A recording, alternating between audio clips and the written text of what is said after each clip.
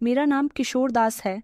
आज मुझे इस समय गर्व करना चाहिए था कि मेरे बेटे बड़े हो गए हैं, कमाने लायक हो गए, मेरा सहारा बन रहे हैं। लेकिन कुछ बच्चे तारीफ के लायक नहीं होते। कुछ बच्चे माता पिता की परवरिश को, उनकी मेहनत को भूल जाते हैं। मेरी कहानी भी कुछ इसी तरह की है। मैं और मेरी पत्नियां बूढ़े हो चुके थे और हमारे बच्चे जवान। मेरे 3 बेटे थे। एक का नाम उमेश, दूसरे का नाम उमंग और तीसरे का नाम उत्कर्ष था। 2 बेटों की शादी हो चुकी थी, जबकि तीसरा बेटा भी कुंवारा था। मैंने ये घर अपनी मेहनत की कमाई से बनाया। मेरी पत्नी ने अपने हाथों से इस घर को सजाया, बच्चों की परवरिश की, उनकी पढ़ाई लिखाई का खर्च उठाया और आज वो इतने बड़े हो गए थे कि अपने पिता की आंखों में आंखें डालकर बात करने लगे थे। अब तो उन्हें इस घर में हमारी मौजूदगी भी अच्छी नहीं लगती थी। मैं और मेरी पत्नी अपने कमरे में बैठे हुए थे, एक दूसरे के सुख दुख के साथ ही एक दूसरे के साथ बातें कर रहे थे। तभी मेरा बड़ा बेटा उमेश कमरे में आया और कहने लगा कि आखिर आप लोगों को क्या ज़रूरत है इसे इस्तेमाल करने की? आपने सारी जिंदगी तो अय्याशियों में गुजार ली है। अब अगर ये थोड़ा सा समय रह गया है तो आप ऐसे ही गुजार लेंगे तो मर नहीं जाएंगे। ये आवाज़ किसी और की नहीं बल्कि मेरे अपने बड़े बेटे की थी, जिसके लिए मैंने अपनी सारी जिंदगी कुर्बान कर दी थी, जिसके लिए मैंने अपनी सारी जिंदगी मेहनत के दांव पर लगा दी थी और जिसकी ख्वाहिशें पूरी करने के लिए मैंने अपने दिन रात एक कर दिए थे। कभी मेहनत को मेहनत समझा ही नहीं। मैंने फौरन ही अपनी नज़र उठाकर अपनी पत्नी की तरफ देखा, जिसकी आंखों में आंसू आने लगे थे। वो भी समझने लगी थी कि अब हमारे बेटे बच्चे नहीं रहे, जवान हो गए हैं। जवान ही नहीं बल्कि बहुत बड़े हो गए, शायद बहुत समझदार या फिर सिर्फ अपने बारे में सोचने वाले। मेरी पत्नी का बूढ़ा झुर्रियों से भरा हुआ चेहरा इस समय बहुत तकलीफ में डूबा हुआ था। मैंने अपने बेटे से कहा कि बेटा उमेश, ये तुम किस तरह की बातें कर रहे हो? हम तुम्हारे माँ बाप हैं, हमने तुम्हारे लिए क्या कुछ नहीं किया, और अब जब तुम कमाने लायक हो गए हो तो हमें बता रहे हो कि हमें किस हिसाब से चलना चाहिए। तभी उसने अपना हाथ उठाकर मुझे खामोश होने का इशारा किया और बड़ी बदतमीजी से कहने लगा, तो आप क्या चाहते हो कि आपको कुछ ना समझाऊं? आपको अपने सर पर बिठा लूं? भला मैं कोई गलती भी नहीं कर रहा हूं। बस आपको समझा ही तो रहा हूं कि आप लोगों को ऊपर वाले कमरे में शिफ्ट हो जाना चाहिए, ताकि एक कमरे का तो ऐसी का खर्चा बचे। आपको पता है कि लाइट का बिल कितना ज्यादा आता है, महंगाई कितनी ज्यादा बढ़ गई है। आपको भला क्यों पता होगा? लाइट का बिल तो हम जमा करते हैं ना। मैंने कहा, बेटा ऐसा मत कहो। एक वक्त था जब मैं भी लाइट का बिल जमा किया करता था और तुम ऊपर वाले कमरे में शिफ्ट होने की बात करते हो, जो छत पर बना हुआ है। तुम्हें पता है कि गर्मियों के समय छत पर कितनी गर्मी होती है। ऊपर वाला कमरा धूप से तपता है। इस उम्र में हम दोनों का वहां गुजारा करना बहुत मुश्किल हो जाएगा। रात के समय तो किसी न किसी तरह से इंसान गर्मी बर्दाश्त कर ही लेता है, लेकिन दिन में कड़कती हुई धूप में सूरज सर के ऊपर आकर खड़ा हो जाता है और लाइट तो बार बार जाती रहती है। ऊपर वाले कमरे में तो इन्वर्टर का भी कनेक्शन नहीं है। बेटा, नीचे के कमरे में तो ठंडक रहती है। तुम लोग बेशक हमारे कमरे का एसी बंद कर दो या फिर उतार दो, लेकिन हमें नीचे ही रहने दो, हम ऊपर नहीं जाएंगे। मेरा बेटा मेरी बात सुनने के लिए तैयार ही नहीं था। बार बार बहस कर रहा था कि आखिर पहले के लोग भी तो खुले हुए घरों में रहते थे, कड़कती हुई धूप में अपना गुजारा कर लिया करते थे। मैंने उसे समझाया कि पहले के लोगों के घरों में पेड़ पौधे हुआ करते थे, जिनकी छांव धूप में भी ठंडी छांव दिया करती थी। उसने कहा कि बस पिताजी, मैंने आपसे कह दिया तो कह दिया कि अब आप नीचे नहीं रहोगे, आप दोनों ऊपर जाओगे, और ये फैसला हम तीनों भाइयों ने मिलकर किया है। हम लोग आपको नीचे और बर्दाश्त नहीं कर सकते। ये पोर्शन हम तीनों का है। आपकी वजह से बहुत महंगा बिल आ रहा है। मैंने कहा, बेटा मेरी पेंशन के पैसे भी तो आते हैं, वो भी तो तुम लोगों के पास ही जाती है। क्या तुम हमारे लिए इतना नहीं कर सकते? उन्होंने कहा कि अच्छा, आपके तो 7 लाख पेंशन के पैसे आते हैं और घर का खर्चा आपको पता है कि 1 लाख से भी ज्यादा है। हर महीने घर में राशन डलवाना होता है, गैस का बिल, बिजली का बिल, बच्चों की पढ़ाई का खर्चा, और बीच में अगर कोई लेन देन आ जाए तो वो भी हमें ही देखना होता है। और फिर भी अगर कोई बीमार हो जाए तो अस्पताल के चक्कर भी हम लोग लगाते हैं। आप तो अपनी पेंशन को ना जाने क्या समझ रहे हो। मैंने कहा, बेटा ऐसी कोई बात नहीं है। एक वक्त में मैं भी घर के सारे खर्चे उठाया करता था। मैंने तो कभी किसी से कोई शिकवा शिकायत नहीं की, और तुम लोग भी तो अपने कमरे में ऐसी लगाकर बैठे हो। मैंने तो कभी तुम लोगों से कुछ नहीं कहा। मेरा इतना कहने की देर थी कि मेरा बेटा अपने आप ही से बाहर होने लगा। चिल्लाकर कहने लगा कि आप किस तरह के माता पिता हैं कि आप लोग अपने बच्चों को खुश नहीं देख सकते। ये आपको सिर्फ और सिर्फ अपनी फिक्र है और अपनी अय्याशियों की फिक्र है। मेरी पत्नी ने उसकी ऊंची आवाज पर मेरा हाथ मजबूती से पकड़ लिया। मैं जानता था कि उसके ये शब्द मेरी पत्नी के दिल में जाकर चुभ रहे हैं। उसने मुझसे ही कहा कि रहने दीजिए, इनसे बहस करना बेकार है, आप ही खामोश हो जाइए।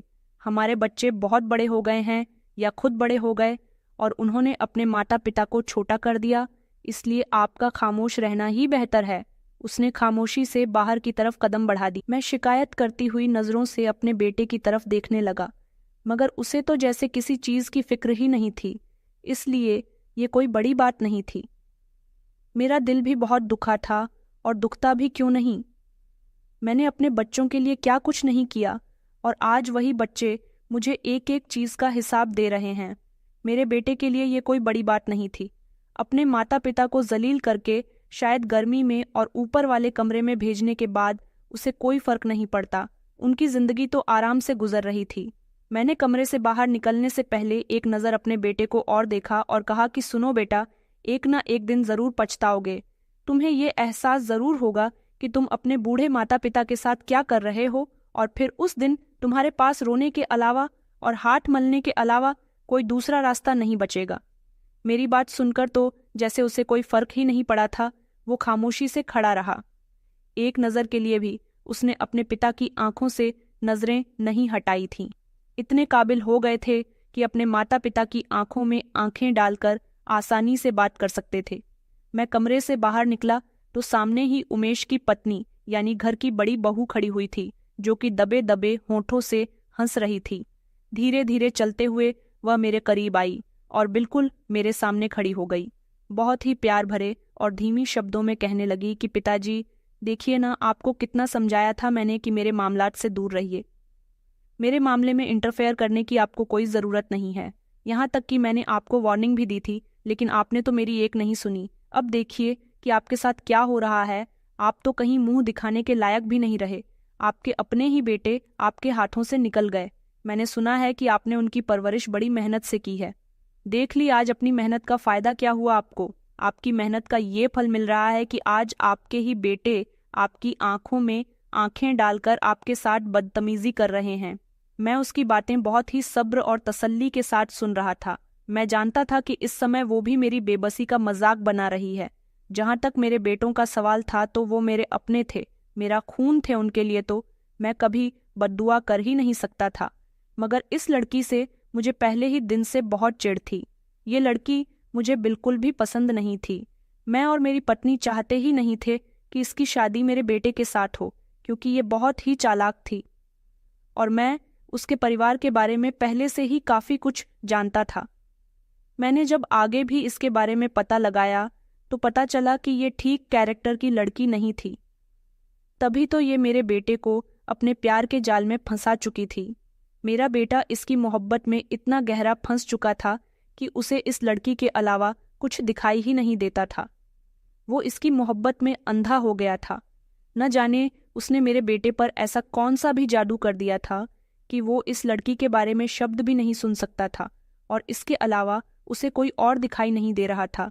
इस लड़की की वजह से हमारा वो बेटा, जिसने कभी हमसे ऊंची आवाज में बात तक नहीं की, इसके प्यार में पड़ने के बाद हमसे पूरे 1 साल तक झगड़ा करता रहा था कि शादी करेगा तो इसी लड़की से करेगा। हम लोग अगर थोड़ी सी भी कोशिश कर लेते तो शायद उमेश की शादी इस लड़की से ना होती।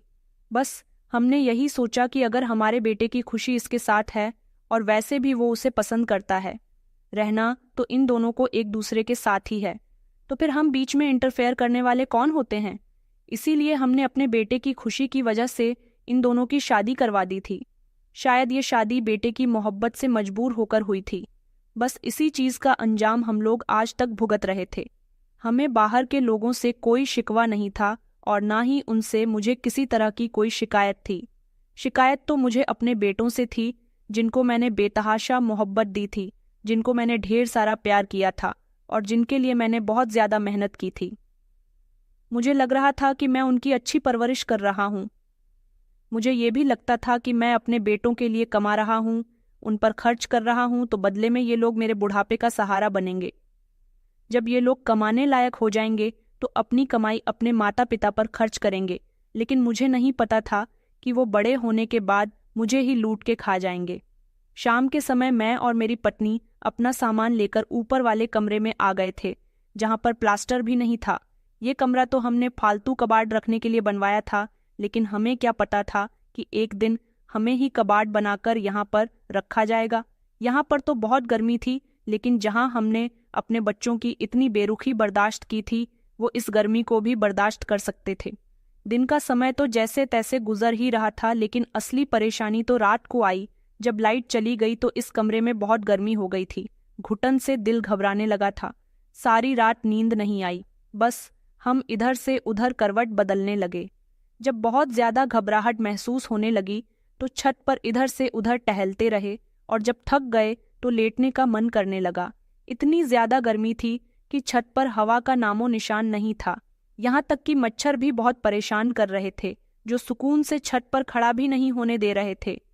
हमसे ऊपर रात गुजारी नहीं जा रही थी। मैं पूरी रात जागता रहा और अपने पुराने दिनों के बारे में सोचता रहा कि आखिर मैंने अपने पुराने दिनों में ऐसा भी क्या किया था जिसकी सजा मुझे अब मिल रही है। मैंने तो अपने माता पिता का कभी भी दिल नहीं दुखाया था।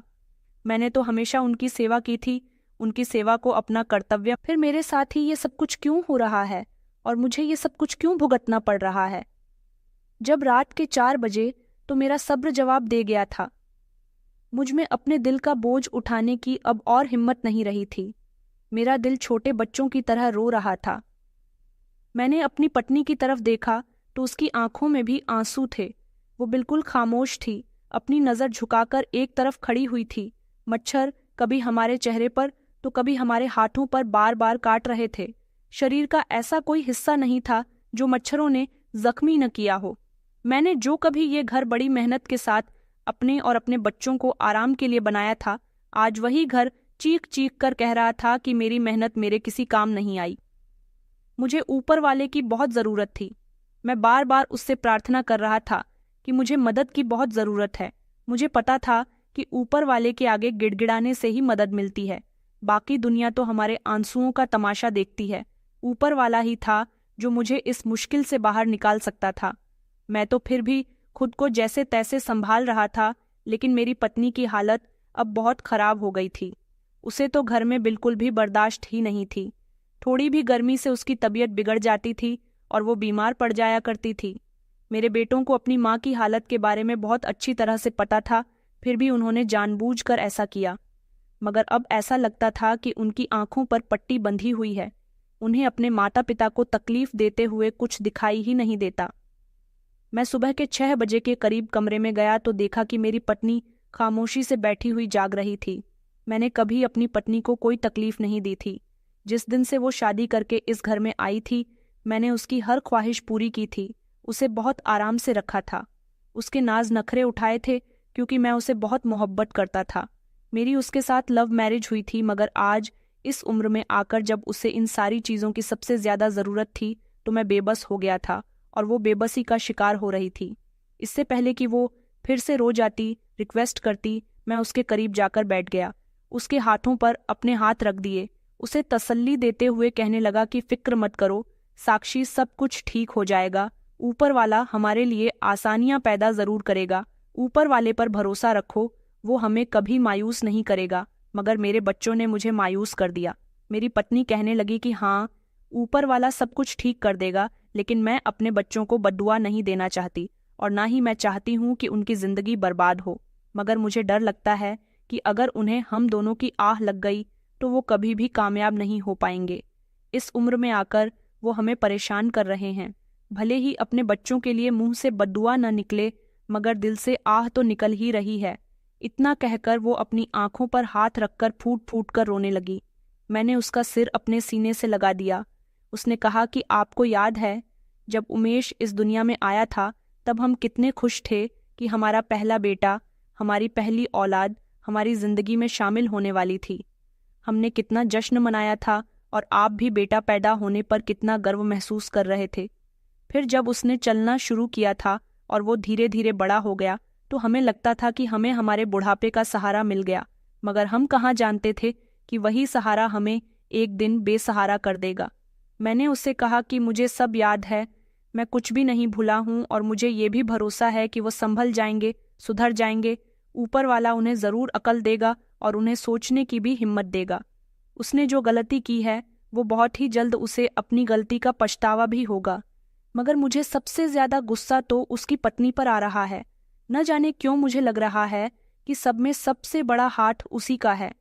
मेरी पत्नी कहने लगी कि नहीं, इसमें किसी का हाथ नहीं है, इसमें सिर्फ हमारा अपना हाथ है। हमने उसे लाड़ प्यार में बहुत बिगाड़ दिया।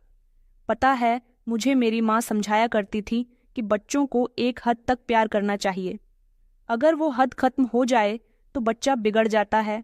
मगर मैंने उस समय अपनी माँ की बात नहीं मानी। मैंने कहा कि हाँ, हमने अपने बेटे की हर ख्वाहिश को पूरा किया, उनकी ख्वाहिशों को पूरा करने की हर रोज कोशिश की थी। वो हमसे बदतमीजी करता था और हम उसकी बात को हंसी में टाल दिया करते थे और कहते थे कि देखो कितना प्यारा बोल रहा है। अगर हम उस समय उसे समझा देते तो शायद आज हमें वो दिन देखना ना पड़ता। मेरे बेटे को तो ये भी नहीं पता है कि बड़ों से किस तरह से तमीज से बात की जाती है। उसके दिल में जो जो आता है वो कह देता है, ये सोचे बिना कि उसकी बातों का दूसरों के दिल पर क्या असर होता होगा। कई बार लोगों ने मुझसे इसकी शिकायत भी लगाई थी, मगर मैं तो उन्हीं को ही बातें सुना दिया करता था और खामोश करवा दिया करता था। साक्षी भी हमारी पुरानी गलतियां याद कर रही थी और मैं भी खामोशी से सब कुछ याद कर रहा था। कुछ सुन रहा था, कुछ सुना रहा था। उसके शब्दों में बहुत दर्द और पछतावा था, लेकिन अब हमारे पास पछताने के अलावा कोई दूसरा रास्ता नहीं था। सुबह के समय जब मैं सोकर उठा तो मेरी पत्नी का पूरा शरीर बुखार में जल रहा था। वो ज्यादा गर्मी की वजह से बीमार हो गई थी। अभी ठीक तरह से सुबह भी नहीं हुई थी कि उसकी तबीयत और ज्यादा खराब हो गई थी। उसको सांस लेने में दिक्कत आ रही थी। मैं तेजी से नीचे की तरफ गया ताकि अपने बेटे से कह सकूं कि वो उसे अस्पताल ले जाए। मेरा सबसे छोटा बेटा उत्कर्ष जाग रहा था। वो आंगन में सोफे पर बैठा हुआ मोबाइल चला रहा था। मेरा ये बेटा मेरे 2 बड़े बेटों से सबसे ज्यादा पढ़ा लिखा था।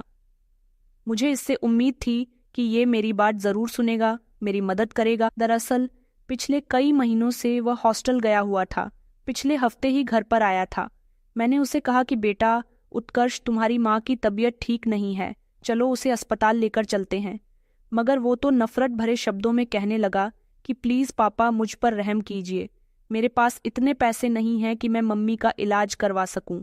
और रही बात कि आपके दोनों बेटों के मुकाबले में आप जानते हैं कि मैं इतना ज्यादा नहीं कमाता।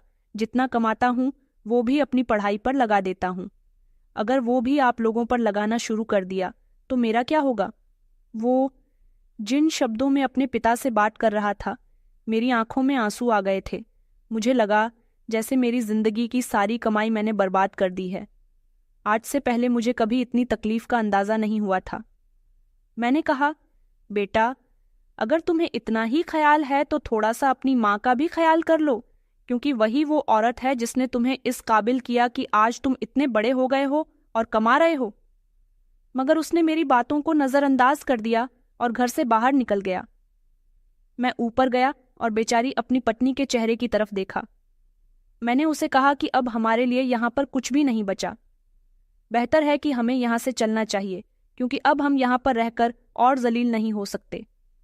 अपने ही घर में हमारी कोई इज्जत नहीं है। आखिर ऐसा कब तक चलेगा? वो रोते हुए कहने लगी कि आपने सोचा है कि इस उम्र में हम कहाँ जाएंगे? जहां हमारे बेटों ने ही हमें ठुकरा दिया, वहां हमें कौन स्वीकार करेगा? आप तो मेरी वजह से अपने सारे परिवार वालों से अलग हो गए थे। बाकी के रिश्तेदारों से भी आपने उमंग की वजह से रिश्तेदारी खत्म की थी। दरअसल आज से कुछ साल पहले मेरे दूसरे बेटे का झगड़ा मेरे भाई के बेटे के साथ हो गया था, जिसकी वजह से मैंने अपने ही भाई से रिश्ता खत्म कर दिया था। हालांकि मेरा भाई बहुत अच्छा था। मेरे भतीजे भी मेरा बहुत ख्याल रखते थे। हर महीने मुझसे मिलने के लिए आया करते थे। मेरे लिए खाने पीने का सामान भी लाया करते थे। मेरा इतना ख्याल तो कभी मेरे अपने बेटों ने भी नहीं रखा था जितना वो रखते थे। मगर इसके बावजूद भी मैंने अपने बेटे के लिए ही उसे घर से बाहर निकाल दिया था और उसे बेइज्जत भी किया था। आज मुझे अपने भाई की और उसके बच्चों की बहुत याद आ रही थी और पछतावा हो रहा था कि काश मैं उस समय इतना बड़ा कदम न उठाता तो आज वह मेरी मदद करने के लिए मौजूद होते। दिन निकल आया था। मैं अपनी पत्नी के साथ सड़क पर चल रहा था। दोनों ही काफी बूढ़े हो चुके थे। आज से कुछ साल पहले हम इन्हीं सड़कों पर चलते थे, लेकिन उस समय हालात थोड़े अलग थे। तब हमारे दिल को तसल्ली थी। हमें पता होता था कि हमारे पास एक घर मौजूद है जहां हम जब चाहे जा सकते हैं, और हमारे पास एक अच्छी जिंदगी भी मौजूद है जहां हम अपनी ख्वाहिशें पूरी कर सकते हैं। लेकिन आज ऐसा भी कुछ नहीं था। न तो हमें घर की तरफ से तसल्ली थी और न ही हमें इस बात का पता था कि हम कैसे अपनी ज़रूरत पूरी करेंगे। साक्षी ने मेरा बाजू थाम लिया और रोते हुए कहने लगी कि अब मुझसे और बर्दाश्त नहीं होता, मैं नहीं चल पा रही हूँ। वो ज़मीन पर गिर गई थी। दरअसल उम्र ज़्यादा हो जाने की वजह से उसके घुटनों में भी दर्द रहने लगा था और थोड़ा भी चलने की वजह से उसकी सांस फूल जाती थी। मैंने अपनी पत्नी को सहारा दिया और दोबारा खड़ा करने की कोशिश की, लेकिन अब की बार तो वो मुंह के बल जमीन पर गिर गई थी। जमीन पर टकराने की वजह से उसके मुंह से खून बहने लगा। वो दर्द के मारे रोने लगी थी। मेरे हाथ पैर फूल गए। मैंने दोबारा से ऊंची आवाज में चिल्लाना शुरू कर दिया और अपने बेटे को आवाज लगाई। मेरा दूसरा वाला बेटा उमंग आवाज सुनकर अपनी आंखें मलते हुए खिड़की में आया, लेकिन जब देखा कि मैं उसे आवाज लगा रहा हूं तो खिड़की बंद करके वापस अंदर चला गया। मुझे यकीन है कि सब बेटों ने मिलकर सोचा होगा कि वो हमें इस घर से जरूर बेदखल कर देंगे। मेरी पत्नी का खून रुकने का नाम नहीं ले रहा था। मैंने उसका हाथ मजबूती से थाम लिया। वो मुझसे कहने लगी कि मुझे बहुत खुशी हो रही है कि मैंने अपनी जिंदगी के इतने सारे साल आपके साथ गुजार दिए, और सबसे ज्यादा खुशी इस बात की हो रही है कि मैं आपकी बाहों में दम तोड़ रही हूँ। हम दोनों ने एक दूसरे के साथ बहुत मोहब्बत की, हमेशा एक दूसरे के साथ खड़े रहे, चाहे मुश्किल हो या आसानी। हम दोनों सड़क पर थे जब गाड़ी से एक लड़का उतरा। हमें देखकर बुरी तरह से घबरा गया। वो बहुत ही मेहरबान लगता था। वो तेजी से चलता हुआ हमारे पास आया और कहने लगा कि अंकल जी, क्या हो गया है आंटी को? मैंने रोते हुए उसे अपने ऊपर बीती हुई दास्तां सुनाई। उसने भी नफरत भरे अंदाज में मेरे घर की तरफ देखा और मेरे बेटों को गाली देते हुए कहने लगा कि मैं आंटी को अभी अस्पताल लेकर चलता हूँ, आपको घबराने की कोई ज़रूरत नहीं है। वो मेरे बेटों को बुरा भला कहने लगा। मैंने कहा, बेटा, भगवान के लिए मेरे बच्चों को बुरा मत कहो, वो मेरे जिगर के टुकड़े हैं। वो लड़का मुस्कुराने लगा और कहने लगा कि अंकल, आप उनके बारे में बुरा ना सोचें, मगर ऊपर वाला सब देख रहा है। आपके आंसू ही उनको तबाह करने के लिए काफ़ी हैं। वो लड़का हमें अस्पताल ले आया था, मगर मेरी बदकिस्मती ये थी कि मेरी पत्नी इस दुनिया से जा चुकी थी। मैं बहुत रो रहा था, चीख रहा था, चिल्ला रहा था। मैंने इस लड़के से कहा कि सिर्फ एक बार मेरे बच्चों से फ़ोन पर बात करवा दो ताकि मैं उनको बता सकूं कि उनकी माँ मर गई है। हो सकता है कि माँ की खातिर उनका दिल पिघल जाए और वो हमसे मिलने के लिए आ जाए। मेरी बात सुनकर उसने मुझसे नंबर लिया और मेरे बेटे को कॉल लगाई। तो दूसरी तरफ उमेश ने कॉल उठाई तो मैंने रोते हुए उससे कहा कि बेटा, मुझे तुमसे एक ज़रूरी बात करनी है। दूसरी तरफ वो नफरत भरे शब्दों में कहने लगा कि पिताजी, मैं आपकी तरफ से बहुत खुश हूँ। जब मुझे पता चला कि आप खुद ही हमारे घर से चले गए, आप हमारे लिए बोझ से ज़्यादा और कुछ भी नहीं थे। मेरी तो खुशी का ठिकाना ही नहीं था। मैं तो सुबह से ही सोच रहा हूँ कि आप लोगों से जान छूट गई है। उसके ये शब्द किसी खंजर की तरह मेरे दिल पर वार कर रहे थे। सामने बैठा वो लड़का भी हैरानी से मुझे देखने लगा और कहने लगा कि आखिर कोई बेटा इतना ज्यादा जुल्मी कैसे हो सकता है और कोई इंसान इतना बेमतलब कैसे हो सकता है। मैंने उमेश से कहा कि बेटा, ऐसी बात नहीं है, मैंने तुम्हें सिर्फ ये बताने के लिए फ़ोन किया था कि तुम्हारी माँ की मौत हो गई है। मैं चाहता हूँ कि तुम अपनी माँ को अंतिम विदाई दो, एक आखिरी समय में अपनी माँ को कंधा तो दे दो। अगर उसका चेहरा आखिरी बार देखना चाहते हो तो तुम आ सकते हो, मैं अस्पताल में हूँ। उमंग कहने लगा कि नहीं पिताजी, मेरी एक बहुत ही इम्पॉर्टेंट मीटिंग है जिसे अटेंड करना मेरे लिए बहुत ज़रूरी है। अगर मैं ये मीटिंग अटेंड नहीं करूँगा तो मेरा लाखों का नुकसान हो जाएगा। चलिए ठीक है, मैं फिर भी कोशिश करता हूँ। मैं उत्कर्ष और बड़े भैया को इस बारे में बता दूंगा। वो लोग आना चाहेंगे तो आ जाएंगे।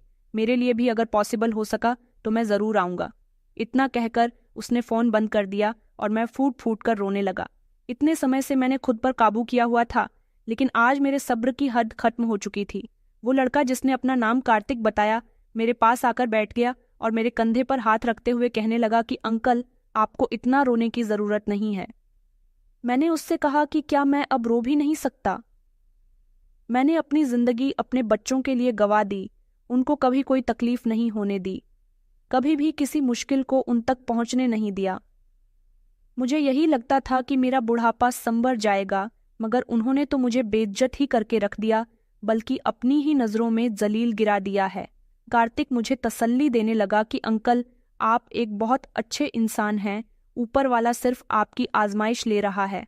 कुछ लोग छोटी सी उम्र में आजमाइश का सामना कर लेते हैं, लेकिन कुछ जवानी में आकर आजमाइश से दूर हो जाते हैं, और फिर कुछ लोग ऐसे होते हैं जिन्हें बुढ़ापे में आजमाइश का सामना करना पड़ता है, और शायद ये आजमाइश आपके लिए बुढ़ापे के समय आई है। आप फिक्र मत कीजिए, आंटी को कंधा मैं दे दूंगा, उनके चिता को आग भी मैं ही दूंगा। वो साक्षी का अंतिम संस्कार करने की तैयारी करने लगा था और मैं अपनी पत्नी की तरफ देखने लगा। उसके साथ साथ मुझे पुराने बीते हुए समय याद आने लगे। ये बात सच थी कि मैंने भी अपने पुराने समय में काफ़ी सारे पाप किए थे, लेकिन मैंने उनकी माफ़ी मांग ली थी, और मैंने ये भी सोचा था कि शायद अब मैं कभी कोई पाप नहीं करूँगा, इसलिए मुझे कभी भी उनकी सज़ा नहीं मिलेंगी। दरअसल मेरे पिता की छोटी बहन, मेरी बुआ, जो हमारे साथ ही हमारे घर में रहती थी, उनकी शादी हुई थी, तो शादी के 3 महीने बाद ही उनके पति ने उन्हें छोड़ दिया था। उसके बाद उनकी दोबारा कभी शादी नहीं हो सकी और वो मेरे पिता की जिम्मेदारी बन गई, मगर ना जाने क्यों उन्हें देखकर मुझे घिनाया करती थी। वो मुझे बिल्कुल भी अच्छी नहीं लगती थी। वो दिमागी तौर पर थोड़ी कमज़ोर थी। पिताजी ने उनका इलाज करवाया था, मगर कोई हल नहीं निकल सका। वो जब अपनी ससुराल छोड़कर आई तो और ज़्यादा बीमार हो गई थी, ज़्यादातर बिस्तर पर ही पड़ी रहती थी। मेरा भाई उनकी सेवा किया करता था और मैं उनसे दूर रहता था। मैं जब भी अपने दोस्तों को घर बुलाया करता था तो वो आंगन में ही मौजूद होती थी, दिन के समय आंगन में और रात के समय अपने कमरे में बिस्तर पर होती थी। मेरे दोस्त मेरी बुआ को देखकर उनका मजाक बनाया करते थे। उन्हें भी मेरी तरह उनसे घिन महसूस होती थी। कहते थे कि तुम्हारी बुआ जी कितनी गंदी हैं, तुम उनके साथ कैसे रहते हो। उनकी बातें सुनकर मुझे गुस्सा आता और मैं बुआ पर चिल्लाना शुरू कर देता था। मेरे पिताजी जब मुझे ऐसा करते हुए देखते तो बहुत डांटा करते थे कि वो मेरी बहन है और तुम्हारे लिए तुम्हारी माँ की जगह है। मैंने कहा कि मेरी माँ तो कभी ऐसी गंदी हालत में नहीं रहती थी, ये मेरी माँ की जगह नहीं ले सकती। मेरी माँ का कभी किसी ने मजाक नहीं बनाया था, लेकिन बुआ जी की वजह से मेरी भी लोग मजाक बनाने लगे थे और मैं ये बर्दाश्त नहीं कर सकता था। वक्त गुजरता गया, मेरे दिल में बुआ जी के लिए नफरत बढ़ती चली गई। वो मुझे बोझ की तरह लगती थी, जबकि मेरे पिताजी उनसे बहुत मोहब्बत किया करते थे।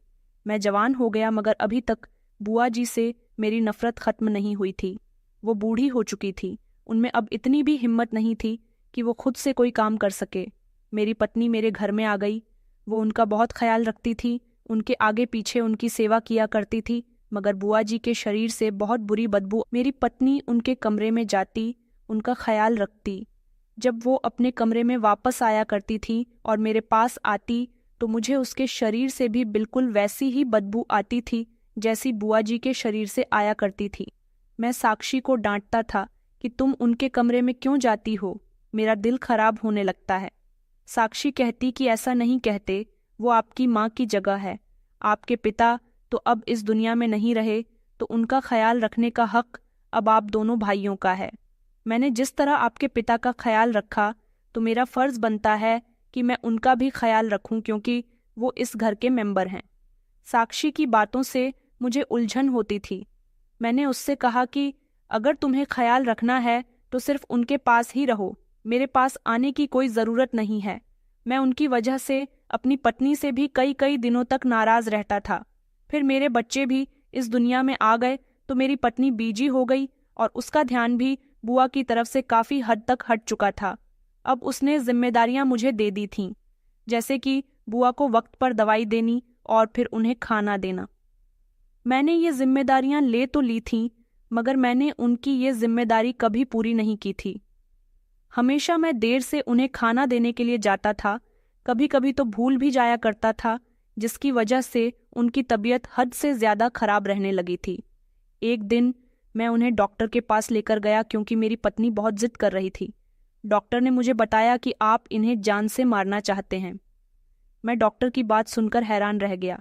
वो मुझसे कहने लगी कि जो दवाइयाँ मैंने आपको लिख कर दी हुई हैं वो आप इन्हें क्यों नहीं दे रहे हो। मैं जो सोच रहा था कि झूठ बोलेंगे और बच जाऊंगा। मैं बुरी तरह से फंस चुका था क्योंकि डॉक्टर को पता चल गया था कि उन्हें दवाइयाँ नहीं मिल रही हैं। इससे पहले मैं कोई और बहाना बनाता, डॉक्टर ने कहा, ये मुझे आपकी माँ नहीं लगती। ऐसा लगता है कि इनका आपसे कोई दूर का संबंध है, क्योंकि जब आपको अपनी माँ की सेहत का ख्याल था तब आप उन्हें हर हफ्ते मेरे पास लेकर आया करते थे। जब उनकी ज़रा भी तबीयत खराब होती तो आपका दिल कांप जाता था, लेकिन उस औरत के लिए आपके दिल में शायद कुछ भी नहीं है। इस बात से लगता है कि जैसे किसी ने ज़बरदस्ती इनकी जिम्मेदारी आपके ऊपर डाल दी है। मगर देखिए, ये बूढ़ी औरत है, इनकी जिम्मेदारी आपका फ़र्ज़ बनता है। आप अच्छे तरीके से अपना फ़र्ज़ निभाइए। इसके अलावा भी डॉक्टर मुझे काफ़ी कुछ कह रहे थे, मगर मैं उनकी सारी बातों को नज़रअंदाज कर रहा था। मैं जब अपनी बुआ को लेकर घर गया तो मैंने उन्हें बातें सुनाना शुरू कर दिया। इस समय मुझ पर भी जवानी छाई हुई थी और मैं भी कुछ समझने के लिए तैयार नहीं था। मैं खुद को बहुत ताकतवर समझता था, पैसा कमाने लायक इंसान था, इसलिए सोचता था कि शायद मैं बुआ को तंग करूंगा, उन्हें परेशान करूंगा तो मुझसे कोई कुछ नहीं कहेगा। बुआ जी मेरी बातों पर रोया करती थीं, बीमार थीं, दिमाग से पागल थीं, जो मुंह में आता बोल दिया करती थीं। मेरे पिता, जो उनके सबसे प्यारे भैया थे, वो इस दुनिया से चले गए। वो उनको बहुत याद किया करती थी, क्योंकि जब तक मेरे पिताजी जिंदा थे उन्होंने कभी अपनी बहन को कोई तकलीफ नहीं होने दी थी। मैं भूल चुका था कि ऊपर वाला सब कुछ देख रहा है। वो मुझसे मेरी हर गलती का हिसाब लेगा और जो कुछ मैं कर रहा हूँ मुझे उसकी सज़ा भी मिलेगी। एक दिन बुआ जी ने रोते हुए कहा कि बेटा, बस बहुत हो गया मुझसे, अब और ये सख्त बिहेवियर तुम्हारा बर्दाश्त नहीं होता। काफ़ी सालों बाद उन्होंने अपनी ज़बान खोली थी और नॉर्मल अंदाज में बात कर रही थी। मैंने चिढ़ते हुए कहा कि आखिर क्या हो गया है, क्या परेशानी है तुम्हें? अब क्या नई परेशानी शुरू हो गई?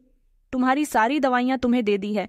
दरअसल उस रात मैं उन्हें दवाई देने के लिए ही आया था, मगर वो बहुत रो रही थी और कह रही थी कि तुम छोटे से थे। जब मैंने तुम्हें पहली बार अपनी गोद में उठाया था तो मुझे तुम बहुत अच्छे लगे थे। मैं तुमसे बहुत प्यार किया करती थी। मुझे लगता था कि शायद तुम भी बड़े होकर मुझसे प्यार करोगे, लेकिन तुमने तो कभी मेरी तरफ प्यार भरी नज़रों से देखा ही नहीं।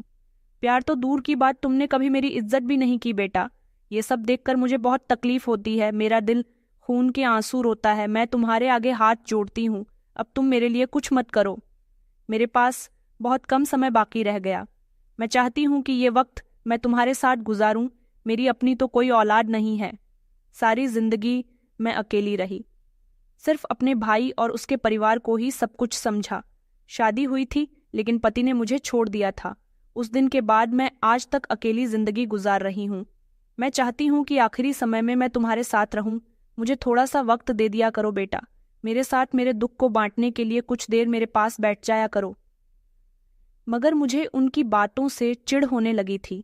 मैंने उनसे कहा कि मेरे पास इतना फालतू टाइम नहीं है जो मैं आप पर बर्बाद करूं, और मैंने आपसे नहीं कहा था कि मेरे बचपन में आप मुझे प्यार करो। ये कहकर मैं नफरत से बाहर निकल गया था।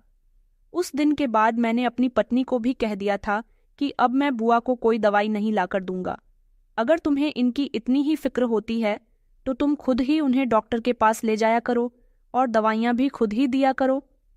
मेरी पत्नी खामोश हो गई थी, उसने मुझसे कुछ नहीं कहा। कुछ समय गुजरा था कि बुआ इस दुनिया से चल बसी। उनके जाने के बाद मेरी जिंदगी में थोड़ी सी बेचैनी फैल गई थी। एक अजीब सा खालीपन और एक अजीब सा एहसास हुआ करता था।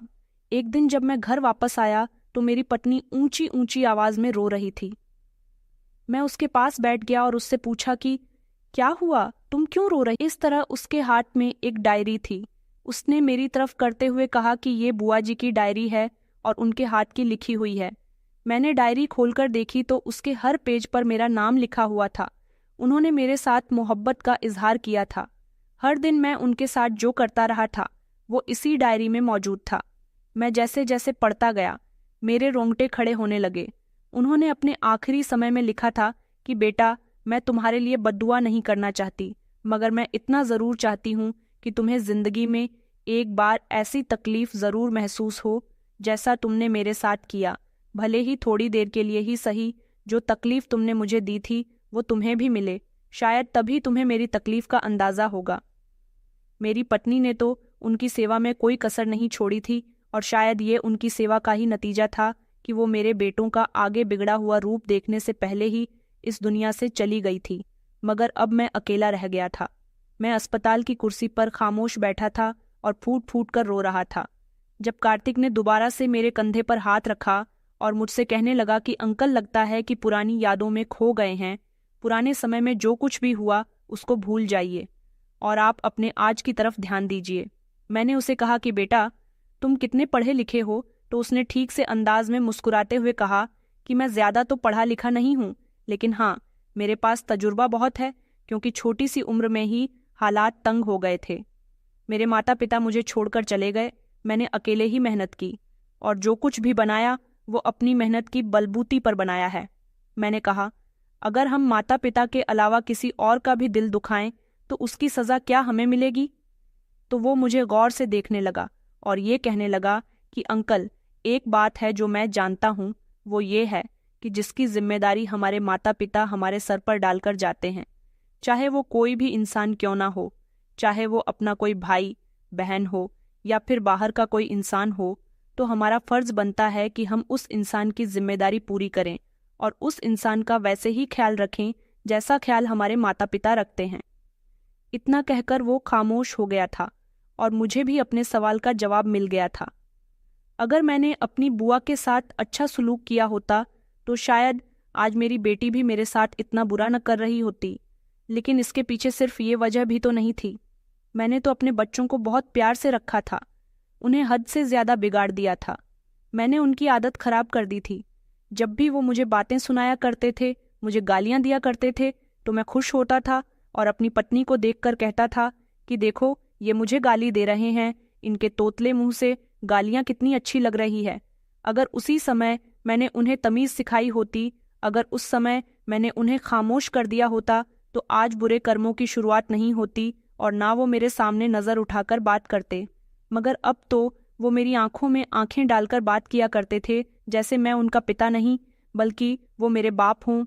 और अगर मैं कभी उनसे कुछ कहता तो मुझे बड़े मज़े से जवाब देते थे कि बचपन में आप ही तो हमारी बातों पर बहुत खुश हुआ करते थे, अब ऐसा क्या हो गया आपको?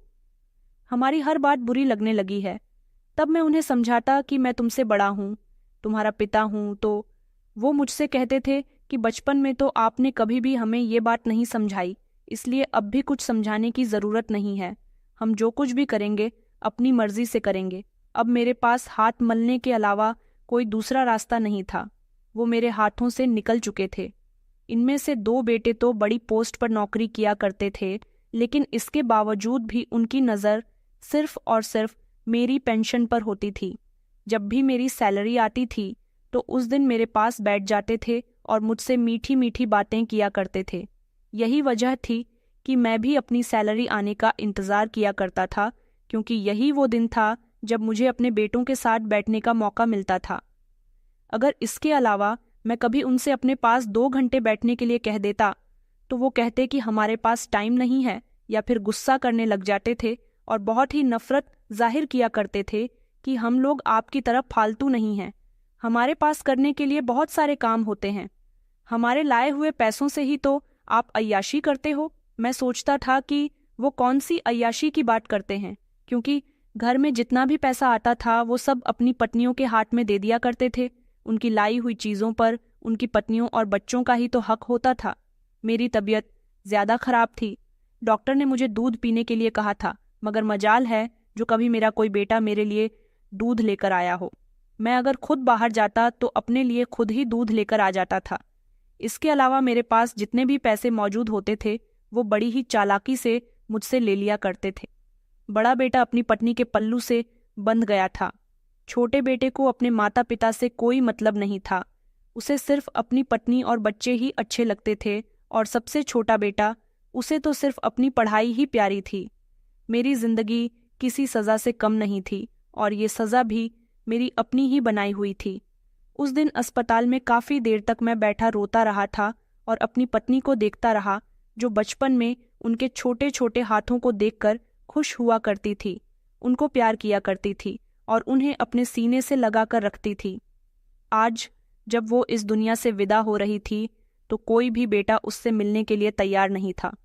मुझे जिंदगी में पहली बार अपने बेटों से सबसे ज्यादा नफरत का एहसास हो रहा था। जिंदगी में पहली बार मुझे उनसे उलझन महसूस हो रही थी और जिंदगी में पहली बार मेरा मन कर रहा था कि ऊपर वाला उन्हें उनके जैसी ही संतान देता, ताकि उन्हें मेरी तकलीफ का अंदाजा हो सके और उन्हें पता चले कि किसी का दिल दुखाना और किसी की उम्मीदें तोड़ने से कितनी तकलीफ होती है। मेरी पत्नी का अंतिम संस्कार हो चुका था और अब मैं सड़क के किनारे बैठा हुआ था। कार्तिक ने कहा कि अंकल, अब आप मेरे साथ मेरे घर चलिए। मेरा भी इस दुनिया में कोई नहीं है और न आपका इस दुनिया में कोई है, तो क्यों ना हम दोनों एक दूसरे के सुख दुख के साथ ही बन जाएं। वैसे तो मैंने इससे इनकार कर दिया था क्योंकि मैं किसी पर बोझ नहीं बनना चाहता था। दूसरी वजह ये थी कि वो मुझे जानता भी नहीं था और मुझे अपने घर में रहने का ऑफर दे रहा था। इसके बावजूद भी वो मेरी जिम्मेदारी उठा रहा था। उसका मुझ पर बहुत बड़ा एहसान था और मैंने बचपन से ही कभी किसी का एहसान नहीं लिया था। वहां पर बैठे हुए मुझे कुछ देर ही गुजरी थी जब मेरी तबीयत बिगड़ने लगी। मेरी आंखों के सामने अंधेरा छाने लगा और मैं बेहोश होकर सड़क पर ही गिर गया। जब मुझे होश आया तो मैं कार्तिक के ही पास मौजूद था। वो मेरे कदमों में बैठा हुआ कहने लगा कि अंकल, मेरे माता पिता को मरे हुए तो काफी साल हो गए, लेकिन जब मैंने आपको और आंटी को देखा तो मुझे लगा कि मुझे मेरे माता पिता वापस मिल गए। मुझे आपकी बहुत ज्यादा जरूरत है। क्या आप मेरे सर पर हाथ रख सकते हैं? क्या आप मुझे अपना बेटा कह सकते हैं? मैं माता पिता के प्यार के लिए काफी तड़प रहा हूँ। वो रो रहा था। तब मुझे एहसास हुआ था कि वो कितना हालात का सताया हुआ है। मैंने उसे गले से लगा लिया और कहा कि मेरे अपने बेटों ने तो कभी मुझे इतनी मोहब्बत नहीं दी और ना ही कभी मेरे साथ अपनेपन का एहसास जताया। तुम अनजान होकर भी मुझे इतनी इज्जत दे रहे हो। अगर मेरा बेटा कहने से तुम्हारे दिल को सुकून पहुंचता है तो मैं जरूर तुम्हें अपना बेटा कहूंगा, बल्कि मानूंगा भी। दिन तेजी से गुजरते चले जा रहे थे और मैं कार्तिक के ही घर में था। थोड़ा सा समय और गुजरा तो मुझे पता चला कि मेरे बच्चे तो बहुत ही जलील हो रहे हैं और ये खबर सुनकर मेरे दिल को ठेस पहुंची थी। मेरा सबसे बड़ा बेटा, जो कि रिश्वत लेते पकड़ा गया, वह अपनी नौकरी से भी हाथ धो बैठा था और पुलिस भी उसे पकड़कर ले जा चुकी थी।